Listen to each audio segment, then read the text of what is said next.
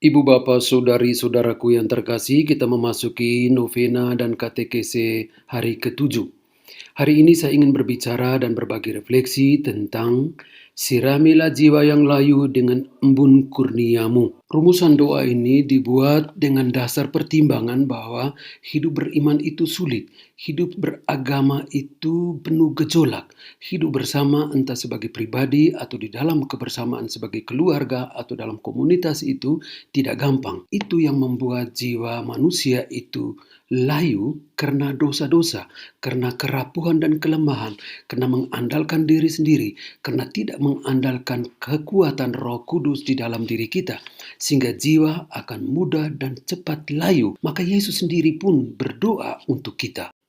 Injil Yohanes bab 17 ayat 11 sampai dengan 19 kita mendengar bagaimana Yesus berdoa untuk kita. Mari kita dengarkan bersama-sama. Dan aku tidak ada lagi di dalam dunia, tetapi mereka masih ada di dalam dunia. Dan aku datang kepadamu ya Bapa yang kudus, peliharalah mereka dalam namamu, yaitu namamu yang telah engkau berikan kepadaku, supaya mereka menjadi satu sama seperti kita. Selama aku bersama mereka, aku memelihara mereka dalam namamu, yaitu namamu yang telah engkau berikan kepadaku. Aku telah menjaga mereka, dan tidak ada seorang pun dari mereka yang binasa selain daripada dia yang telah ditentukan untuk binasa, supaya genaplah yang tertulis dalam kitab suci. Tetapi sekarang aku datang kepadamu, dan aku mengatakan semuanya ini kepadamu, sementara aku masih ada di dunia ini, supaya penuhilah sukacitaku di dalam diri mereka. Aku telah memberikan firman-Mu kepada mereka, dan dunia membenci mereka, karena mereka bukan dari dunia, sama seperti aku bukan dari dunia ini. Dan seterusnya. Ini salah satu doa Yesus adalah ekspresi ungkapan kerinduan Yesus dalam doanya untuk kita semua, untuk masing-masing kita, untuk semua mereka yang percaya kepadanya. Sehingga sebagai orang beriman, sebagai orang yang percaya kepada kasih Kristus, kita perlu berbangga dan bahagia karena didoakan oleh Yesus sendiri. Bukan hanya itu saja, kita diselamatkan oleh darahnya yang maha kudus. Namun juga doa Yesus adalah pelajaran bagi kita bahwa betapa pentingnya doa dalam hidup beriman, sekaligus adalah undangan agar kita selain saling mendoakan juga berdoa untuk diri kita sendiri dan untuk hidup kita sendiri. Dalam doa-doa yang Yesus panjatkan bagi kita selalu disertai janji-janji untuk mengutus Roh Kudus. Dalam Injil Yohanes bab 14 sampai 15 itu berbicara tentang perpisahan Yesus dengan para muridnya. Yesus selalu katakan bahwa ia akan pergi, tetapi ia akan mengutus roh penghibur, roh kekuatan, roh pemersatu, dan lain-lain. Dan Roh Kudus itu yang akan menyertai siapa saja yang percaya kepadanya sampai akhir zaman. Artinya, Yesus pergi, ia naik ke surga, tetapi ia memberi pribadi yang lain, yaitu Roh Kudus. Yesus menyadari pentingnya pribadi yang lain, yaitu Roh Kudus, untuk menguatkan kita, untuk menghidupkan kita, untuk meneguhkan kita, untuk memberi semangat kepada kita, supaya jiwa kita tidak cepat layu, supaya hidup kita tidak diserahkan atau berpasrah kepada kerapuhan manusiawi kita, kepada kekuatan setan, kepada kekuatan-kekuatan yang bukan Allah.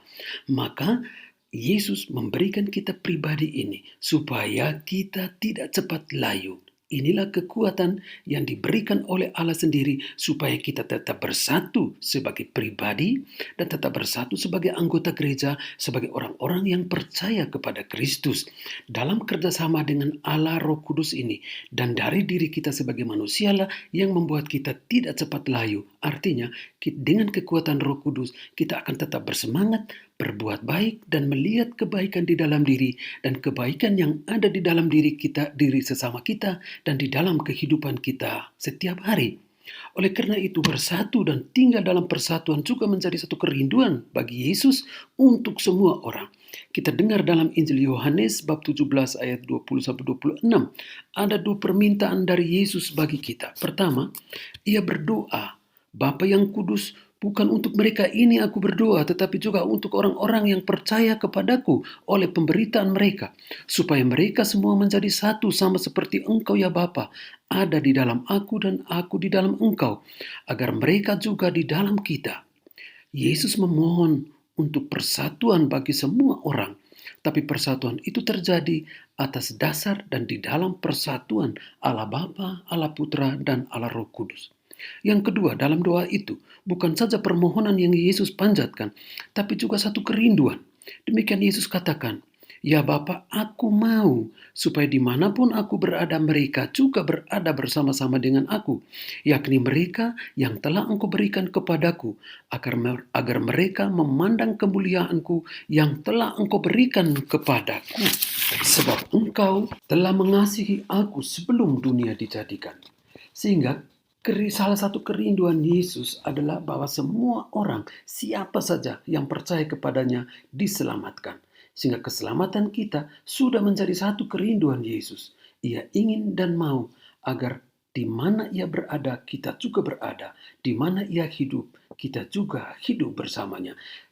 Dalam arti, hidup yang dijanjikan oleh Yesus ini bukan hanya hidup nanti di surga setelah kematian, tetapi mulai dari sini di dunia ini dengan kekuatan dan dengan arahan bimbingan dari Allah Roh Kudus sendiri. Cinta Allah kepada setiap pribadi tanpa terkecuali, tanpa pilih muka, dan cinta itu sangat agung dan luar biasa. Ia selalu siap sedia membuka pintu hatinya untuk membiarkan kita masuk. Ia senantiasa merentangkan tangannya untuk merangkul siapa saja yang datang kepadanya. Ia mau agar kita datang kepadanya dan menikmati hidup dan kerahimannya yang tidak terbatas, sehingga ia meminta kepada Allah Bapa untuk mengasihi manusia sebagaimana ia mengasihi Yesus. Yesus mau agar Allah Bapa mengasihi kita dengan cinta yang sama yang ia berikan kepada Yesus sendiri. Sehingga Yesus hari ini mengajak kita untuk hidup bersatu yang didasarkan pada kasih, pada kekuatan Roh Kudus. Hanya Roh Kudus yang bisa membuat kita, yang bisa menjadikan kita kuat agar kita selalu mengutamakan persatuan. Roh Kudus adalah karunia yang bisa membuat kita sadar tentang diri kita, tentang apa yang menjadi pergumulan batin kita, tentang kesulitan-kesulitan kita, dan juga menyadarkan kita atas apa yang menjadi sebab perpecahan dan perpisahan di dalam hidup bersama yang membuat jiwa kita layu. Ia membuat kita bisa kembali mencari Tuhan dan terbuka kepada sesama, berpikir yang baik tentang sesama, bertindak yang baik bagi sesama, melayani sesama, dan tidak menghakimi, tidak curiga, dan menuntun kita untuk keluar dari kenyamanan diri dan berani menerima diri orang lain apa adanya.